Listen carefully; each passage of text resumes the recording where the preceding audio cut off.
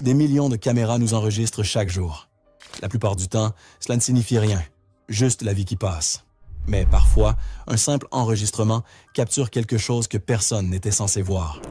Voici 6 des moments les plus troublants jamais enregistrés par caméra. C'était le 11 mars 2016 à Kreuzberg, Berlin. L'air extérieur était froid et à l'intérieur d'une galerie-atelier étroite, les gens faisaient de la queue pour l'ouverture de l'installation d'un jeune artiste. L'œuvre promettait de dissoudre la perception à travers un brouillard dense et un éclairage. Personne ne s'attendait à ce que cette illusion devienne mortelle. Anna Krüger, 30 ans, vivait pour la petite scène artistique de Berlin.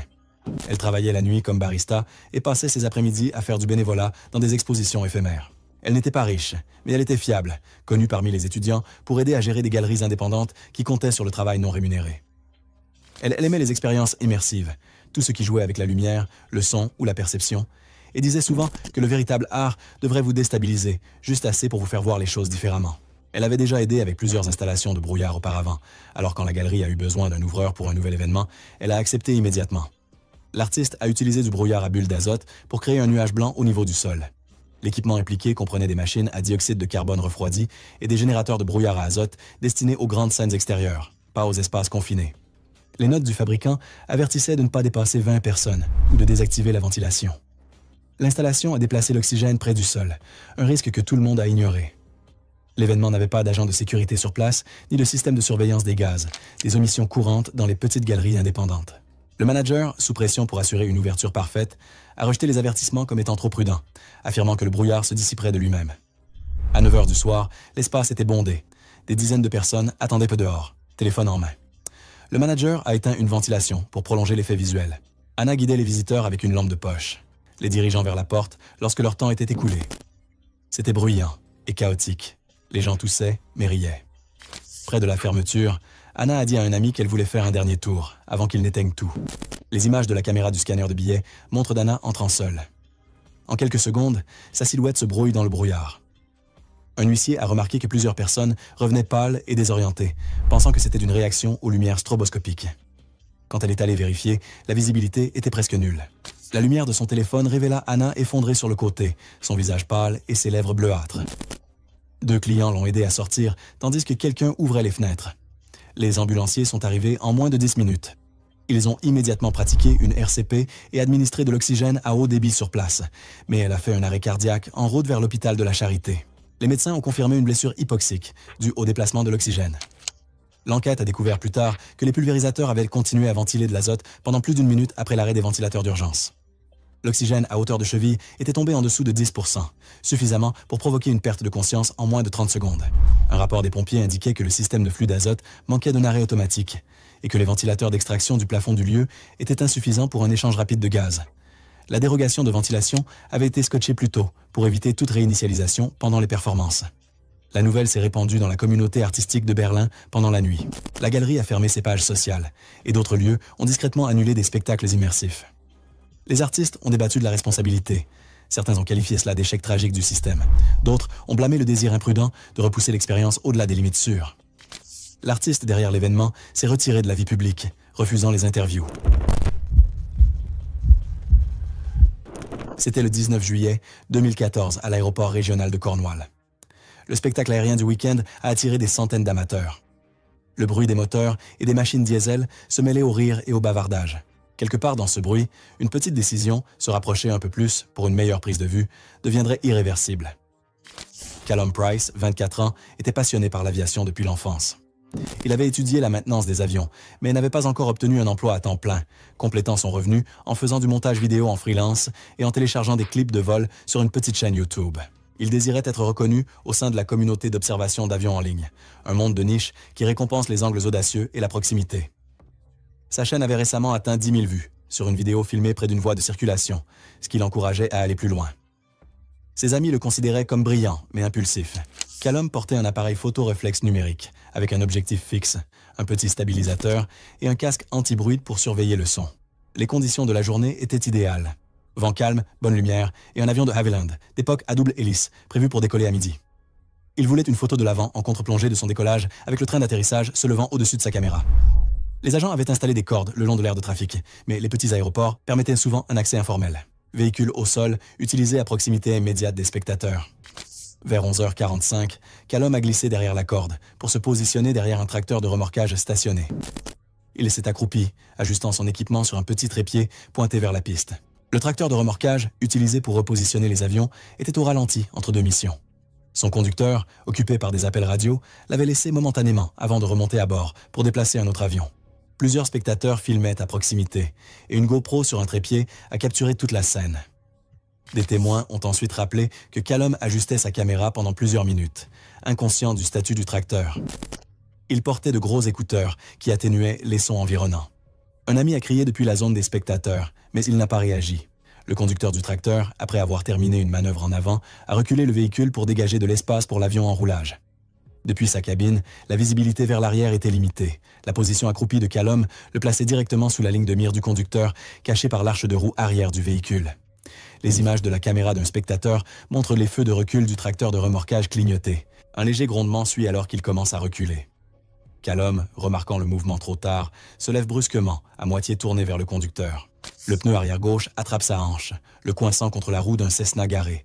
Les gens en arrière-plan se figent, puis se précipitent lorsque le tracteur s'arrête brusquement. Le plan large du GoPro capture le conducteur sortant en panique et les spectateurs criant à l'aide. Les agents de secours l'ont rejoint en quelques secondes. Callum était à moitié conscient, mais incapable de bouger, sa partie inférieure du corps étant coincée sous le châssis du tracteur. L'équipe médicale sur place a stabilisé ses voies respiratoires et sa circulation, tandis que les pompiers ont utilisé des coussins de levage pour soulever le véhicule. Malgré une extraction rapide, il a subi un choc dû à un traumatisme pelvien massif. Les efforts de réanimation ont continué pendant 20 minutes avant qu'il ne soit déclaré mort sur l'aire de stationnement à environ 12h10. Les autorités ont examiné les images et ont cité plusieurs défaillances dans la gestion de la foule et la sécurité des équipements. L'enquête a qualifié de négligente la combinaison entre une supervision relâchée et l'accès des spectateurs par conception de l'événement. Le Cornwall Air Show a été arrêté après cette saison. Des clips amateurs ont circulé brièvement en ligne avant d'être retirés à la demande de sa famille. Ses parents ont évité les interviews, ne publiant qu'un court message remerciant les sauveteurs. C'était le 3 juin 2013 à Lyon, France. La rue des Capucins était à moitié fermée depuis des semaines. Ses anciennes façades en pierre étaient ébordées de barricades et une forte odeur de ciment mouillé flottait dans l'air. Sous les clôtures temporaires, une petite équipe de sous-traitants travaillait en heures supplémentaires pour terminer une tranchée étroite qui traversait la rue pavée. La décision de continuer un autre quart de nuit, malgré l'augmentation des relevés de gaz, semblait pratique à l'époque. Juste un jour de plus pour rester dans les délais. Marc Moreau, 41 ans, était contremaître avec 20 ans d'expérience dans les travaux municipaux. Il avait commencé comme terrassier dans sa vingtaine et avait gravi les échelons, connu pour rester calme quand d'autres paniquaient. Il dirigeait une petite équipe de 6 personnes, sous-traitée par la ville, qui s'occupait des raccordements de services publics pour l'extension du métro de Lyon. L'entreprise dépendait de rester en faveur avec l'entrepreneur principal, et Marc prenait souvent des heures supplémentaires pour respecter les délais. La tranchée qu'il creusait faisait partie d'un lien de drainage entre les anciennes et les nouvelles lignes de services publics. Peu profonde par rapport aux normes du métro, mais compliquée par les caves et les vides centenaires du quartier. Le sol ici était imprévisible.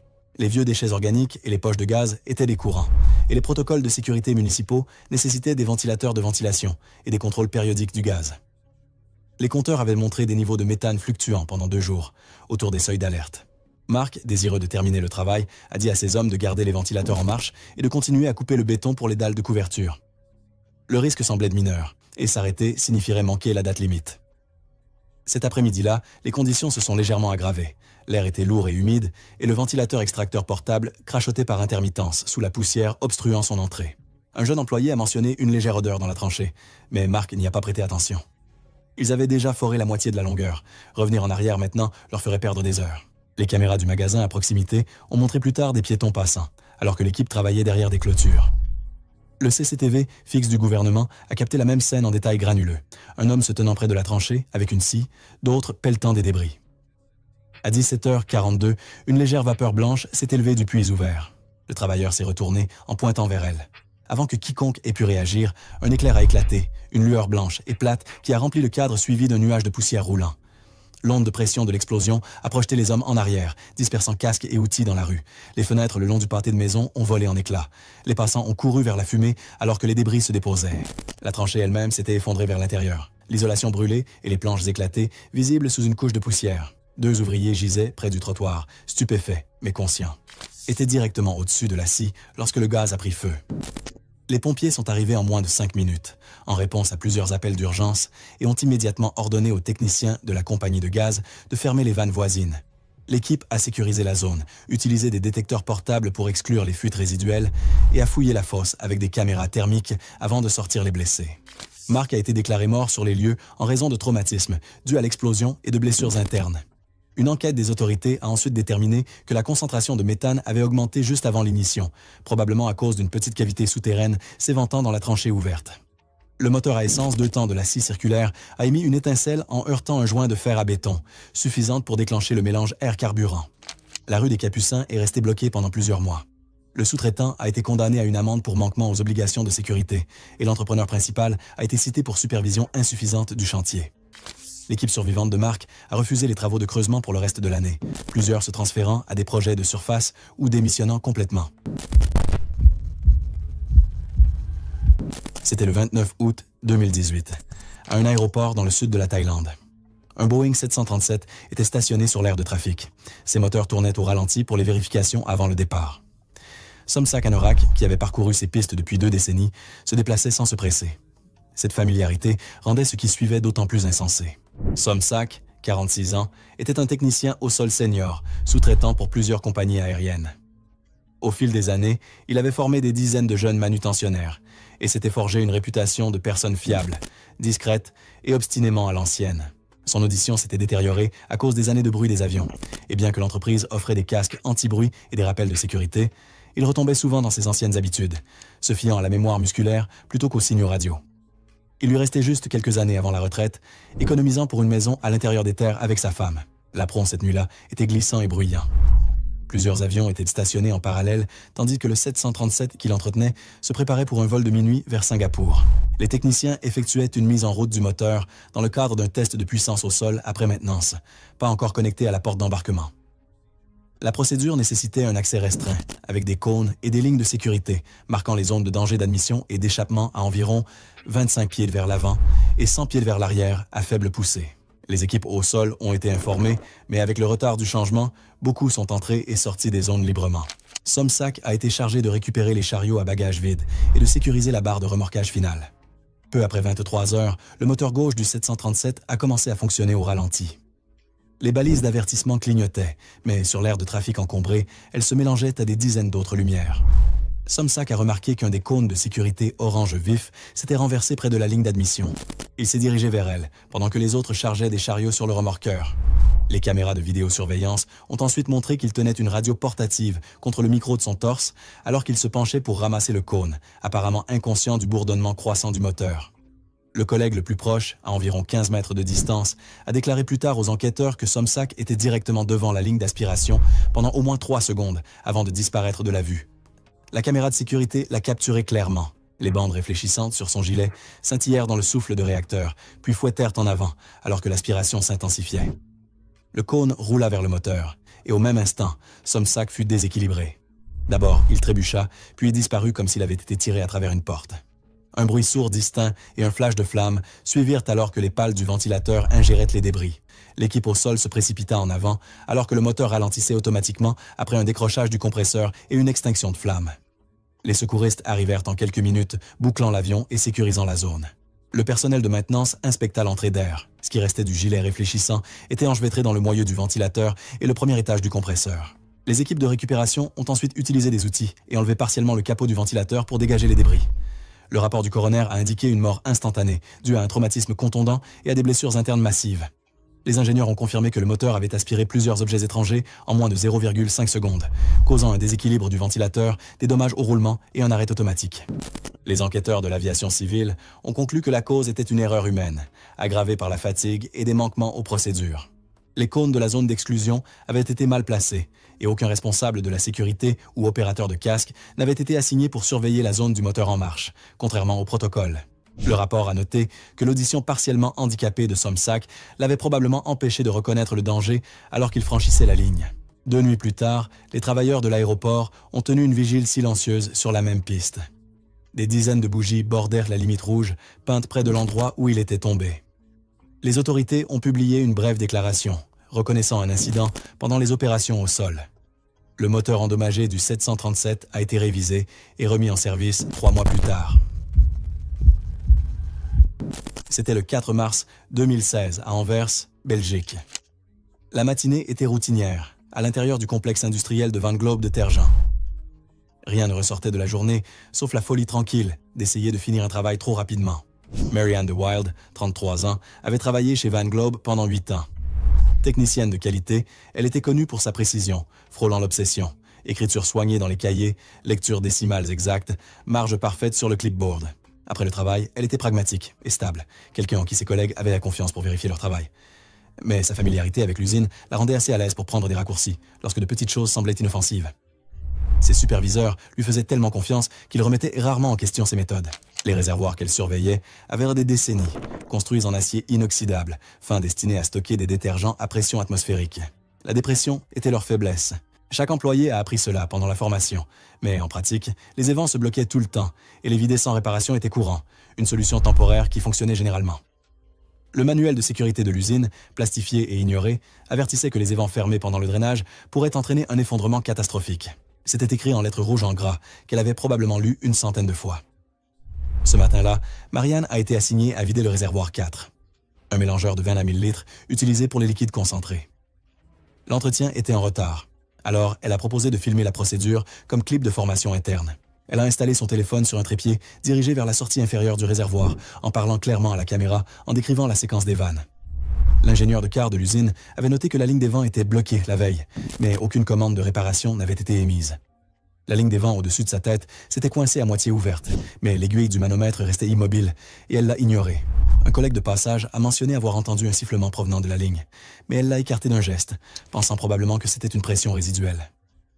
Le réservoir était presque vide lorsque le ton du son a baissé, un avertissement que personne n'a reconnu jusqu'à trop tard. À l'arrière-plan de l'enregistrement, il y a un léger grincement métallique autour de la 20e seconde. Les enquêteurs ralentiraient ensuite cet audio pour l'isoler, le moment où la pression interne est tombée en dessous de l'atmosphérique. La coque du réservoir a commencé à se fléchir vers l'intérieur. Marianne s'est rapprochée, jetant un coup d'œil au manomètre tout en continuant en arrêt. Puis, sans déclencheur visible, le cylindre d'acier s'est effondré. Cela s'est produit en moins d'une demi-seconde. Les parois supérieures se sont repliées vers le bas, les coutures le long des soudures claquant comme des coups de feu. L'implosion l'a attirée en avant qu'elle ne puisse réagir, un vide attirant l'air et la mousse libre vers la surface en train de s'effondrer. Les collègues dans la baie adjacente ont entendu ce qu'ils ont décrit plus tard comme un seul coup de tonnerre. Une personne est entrée et a trouvé le réservoir réduit à un ovale écrasé, les extrémités repliées vers l'intérieur comme une canette comprimée. Ils ont vu le bord de son gilet réfléchissant coincé sous le rebord tordu. Les équipes d'urgence sont arrivées dans quelques minutes, mais les dégâts étaient complets. Une blessure écrasante immédiate qui ne laissait aucune chance de récupération. Les images qu'elle a filmées, horodatées à 9h17 minutes 42 secondes, ont été utilisées pour confirmer la séquence et le timing de la défaillance. Les enquêteurs ont trouvé la valve de ventilation complètement bloquée et la ligne de décompression du vide déconnectée lors d'une maintenance antérieure. Un raccord de brise-vide défectueux a également été trouvé sur le sol à proximité, probablement délogé par des vibrations survenues des semaines plus tôt. Les opérations de Van Globe ont repris après 3 jours, bien que la plupart des employés aient refusé de travailler près de la baie reconstruite pendant des semaines. Les superviseurs ont ajouté de nouvelles règles de verrouillage et interdit les procédures de nettoyage en solo. L'enregistrement de Marianne a été édité, mis en sourdine et distribué dans le cadre d'un module de sécurité continentale. L'entreprise s'est ensuite excusée.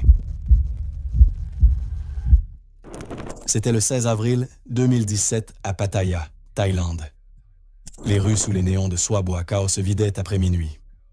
Depuis le 4e étage d'un hôtel bon marché, des rires se faisaient entendre faiblement par-dessus le bruit de la circulation. C'était le genre d'heure tardive et stupide où les petits défis commencent à sembler inoffensifs. Michael Torres, 32 ans, originaire de Cebu City, travaillait comme technicien de centre d'appel pour une entreprise de télécommunications australienne. Il était connu comme le genre de personne qui pouvait rendre n'importe quel quart de travail ennuyeux supportable, bruyant, drôle, un peu imprudent quand il buvait. Ce week-end à Pattaya était son premier voyage à l'étranger, organisé par un collègue qui avait trouvé des vols bon marché et un forfait hôtel en ligne. Il avait passé la majeure partie de la nuit à filmer des clips TikTok, dansant avec des inconnus et montrant leur vue des lumières de la ville. Ce n'était pas un influenceur, juste un autre gars qui performait pour son téléphone, à la recherche de quelques secondes d'attention. L'hôtel lui-même était vieux, un bloc de béton de 4 étages avec une peinture bleue écaillée et des rampes usées par les années de vent marin. Les balcons étaient étroits, à peine 60 cm de profondeur, avec une balustrade basse à hauteur de taille, légale selon le code mais fragile par endroits. Les rebords en dessous étaient destinés à l'écoulement de la pluie, pas pour se tenir debout. Les locaux le savaient, mais les touristes les traitaient comme des accessoires. Vers 1h20 du matin, Michael et 2 collègues sont revenus du bar, sur le toit de l'autre côté de la rue. Les caméras de surveillance de l'hôtel les ont capturés en train de rire dans le couloir, avant de sortir sur le balcon pour fumer des cigarettes. Des caméras à proximité, y compris une qui faisait face à la façade depuis un autre bâtiment, ont enregistré les 10 minutes suivantes, en couleur granuleuse. Il s'est penché par-dessus la balustrade, faisant un geste vers la rue. Puis, il a pris des tours pour imiter un défi viral de TikTok, prétendre équilibrer sur des bords étroits pour des photos. Un de ses amis a ri nerveusement et lui a dit d'arrêter, mais Michael, tenant son téléphone d'une main, a dit qu'il l'avait déjà fait. Il ne prenait pas le danger au sérieux, c'était juste une partie de la comédie. Les images le montrent posant un pied sur le rebord, l'autre toujours sur le carreau du balcon. Il s'est stabilisé avec sa main gauche sur la rampe, souriant vers la lumière du téléphone. Un léger grincement métallique a suivi. Pas fort, juste assez pour qu'un ami lève les yeux.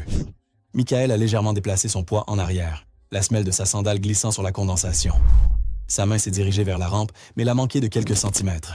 La chute a été silencieuse jusqu'à l'impact sourd bref sur le haut-vent d'en dessous, suivi du bruit sourd lourd sur le trottoir. Un agent de sécurité à l'intérieur du hall a entendu le bruit et s'est précipité dehors. Il a trouvé Michael face contre terre, près de la base de la structure du store, une jambe pliée de manière anormale sous lui. Le journal radio du garde et l'enregistrement du centre d'appel d'urgence, équivalent au 911, ont redaté l'appel au service d'urgence à 1h23 du matin. Les ambulanciers sont arrivés en quelques minutes d'une unité de secours à proximité, mais ont confirmé le décès sur place. Traumatisme contondant compatible avec une chute de 4 étages.